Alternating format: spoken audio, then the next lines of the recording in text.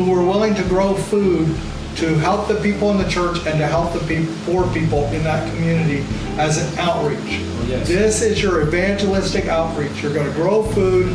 You're going to teach poor people how to grow food. You're going to help poor people have rabbit hutches. You're going to help poor people have micro farms. You're going to help poor people plant moringa trees.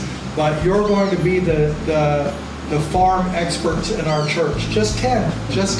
That means, folks, 16,000 people in the world focused on growing food to help the poor.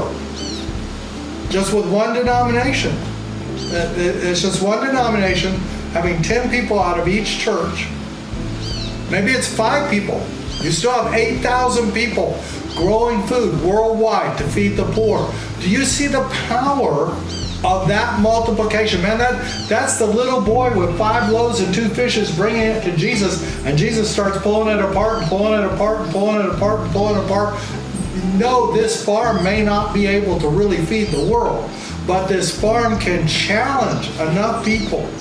I mean, this is just one man, but he's the head of 1,600 churches. And if those 1,600 churches had 10 people, that's 16,000 people. If they had 5, that's 8,000 people who will plant food. They'll plant it to take care of their own congregations, and they'll plant it to do outreach to the lost of their community, the underprivileged children, the widows in their community, help provide food. They can plant that food on walls. They can plant it on empty pieces of property. They can plant it in containers on the church property. There's no reason, there's no excuse. Even if you meet in a high-rise building, you can grow food. Many high-rise buildings will let you use their rooftops to grow food. You can borrow a place to grow food. It just takes an initiative. It takes some education.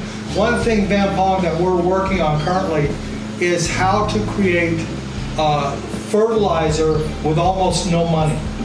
We're working on teaching people how to create their own liquid soaps, so that when they mix that liquid soap with whether it's a bug spray or it's a fertilizer spray, that remains on the leaves longer, and it covers the leaves completely. We're looking at liquid organic insecticide. So organic fertilizer, organic soap, and organic insecticide, all made with very little money invested in those products, which as a farmer, those are the big expenses. Your insecticide and your fertilizer are your 2 biggest expenses, but you also need a wetting agent, so you need a liquid soap. So there's a farm out of Korea